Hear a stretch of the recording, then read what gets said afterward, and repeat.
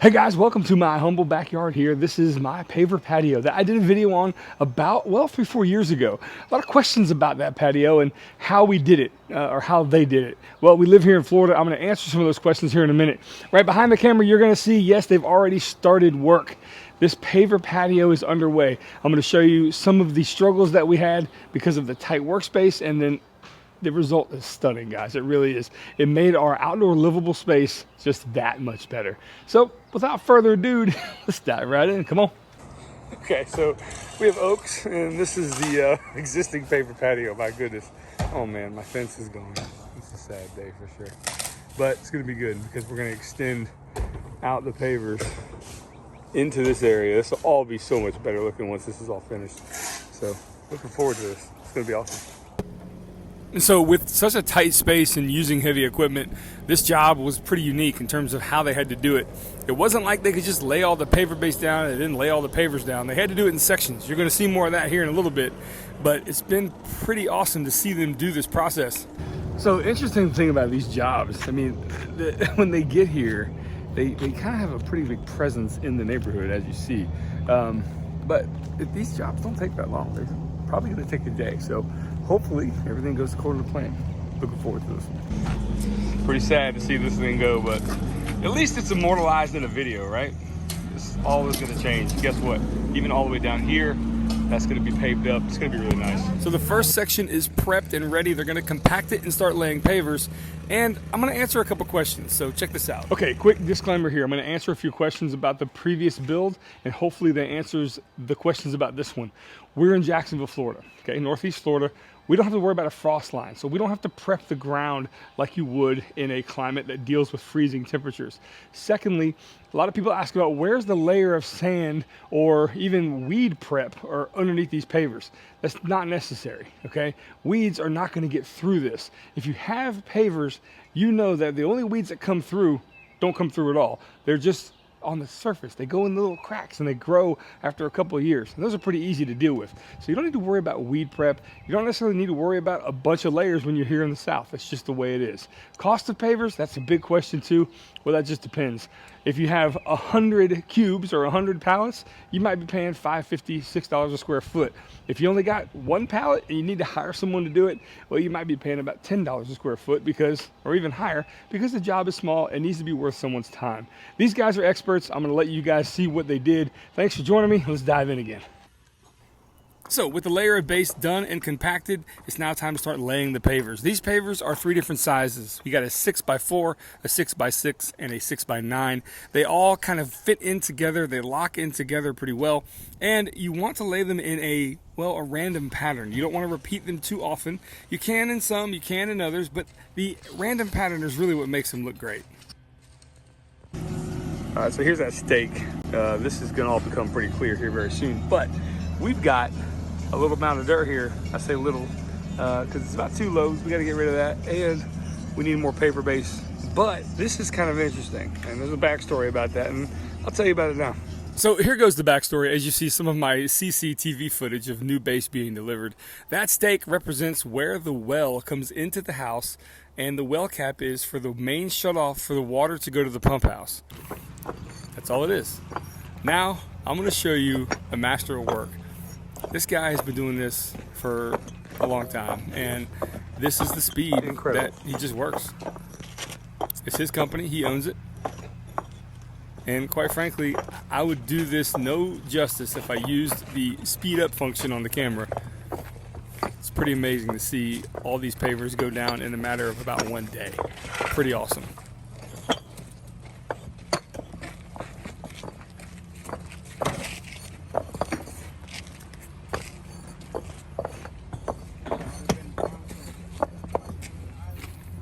And just like that, you've got a hard surface, a floor underneath your feet that you can walk on, well, within a matter of hours. Pretty awesome stuff, man. I want to thank Ronald for allowing me to film him in this way, putting him on the spot. Great job, dude. So to show you how they finish off an edge like this, they strike a line and then cut it with a concrete saw and then put a border of pavers around the edge. Looks really sharp. And here's the reason why this took longer than a day. That skid steer right there with those pavers on it actually cracked my old driveway. So we got to deal with that. We got to get rid of this dirt too, but first. So in this clip, I've got my kids with me in the front yard with the gate there so they can be protected. And I'm explaining why the garage now opens into the backyard. And the clip was too noisy, so I'm going to explain that now.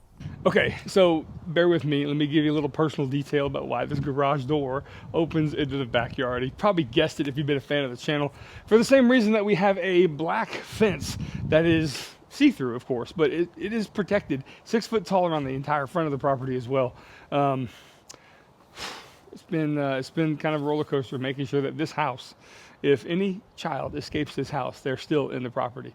But we did it, and it was worth it to invest in the safety of your family. My young son, he's 4.5, nonverbal, no communication with him. He is an eloper. He likes to just escape.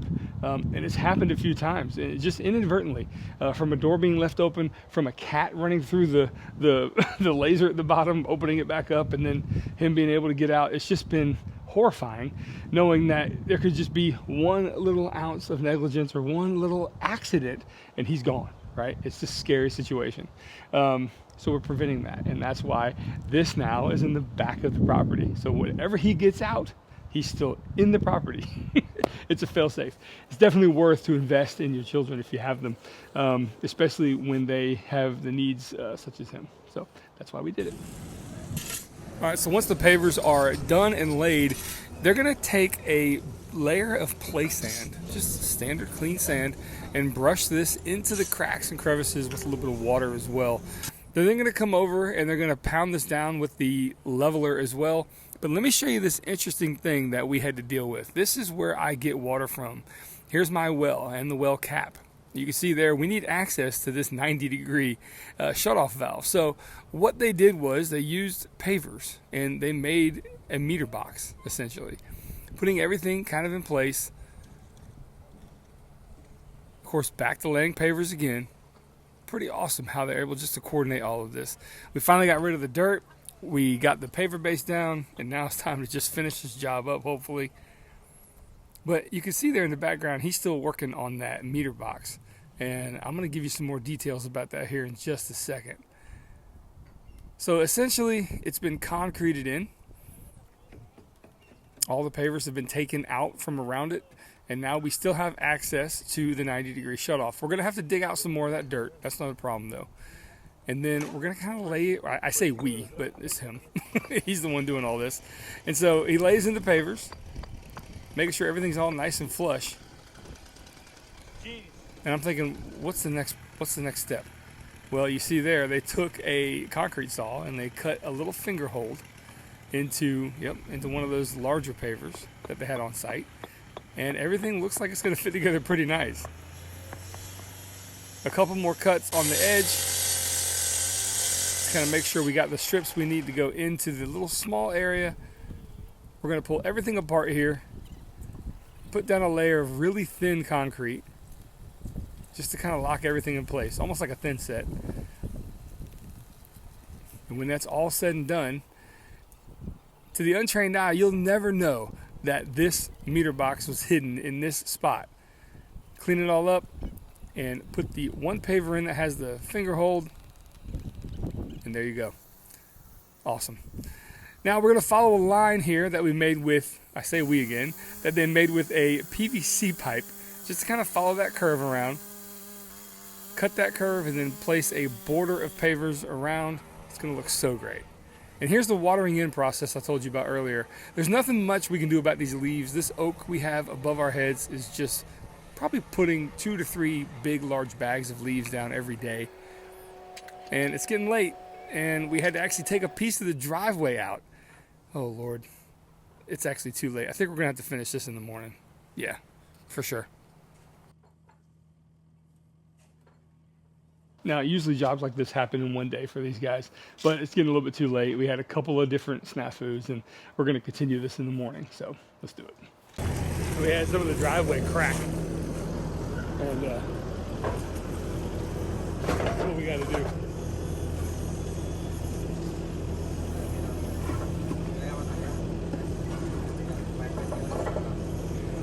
Basically scored a line, and then now just taking it out. And of course, we'll fill that gap with pavers as well. pretty interesting. You know, I also picked up this handy little thing. So I'm gonna have a bunch of hard surface to get leaves off of, so check this out.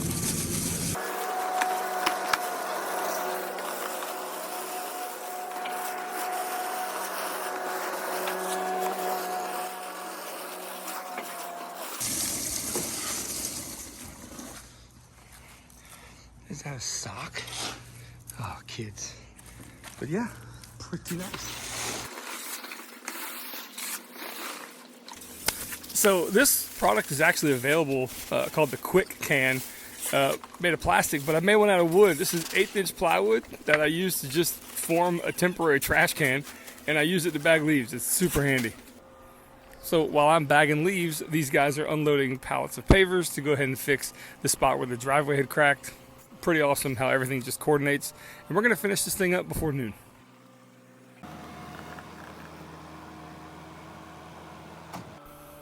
Of course, the delivery truck is a dump truck, and it's easy enough to go ahead and load up all the debris and get this place cleaned up. And with that, that's the last piece of the puzzle. It's now time to flood this area and coat it with sand and get everything locked in. And these guys are gone. And without wasting any time, he's trying to escape. You like it? What do you think? She's sitting down. What kind of activity do you want to do out here? I don't know. You don't know? You want to do a water park? Yeah. How do we do that? You do what? Come here. What do you want to do? The watermelon. Oh, the big watermelon? Yeah. So this is the so-called water park. It's a piece of artificial grass with a few water toys on it, and the kids love it so much at this age. It's so great. And you can see what it used to look like, and now it's so great to have all this hardscape. Definitely a great investment for the family, for sure. And if you're wondering, what exactly is this? Well, I'll show you. When the artificial grass is not being used as a water park, it makes for a great landing area. Now, I'm not some RC enthusiast. I just have one of these. But it's a blast, y'all. Seriously. And when it doesn't go well, I'll let you use your imagination on what happened here. And of course, you got to put some decals on it, even though this body is torn up. Little branding, what do you say? Hey guys, before we finish this video up, I'm going to tell you about a podcast I'm on tonight called the Married Man Woodworking Podcast, hosted by RT Brenham. I'm going to put the link down below. It goes live at 7 o'clock tonight, and then it'll be there indefinitely if you want to go check it out.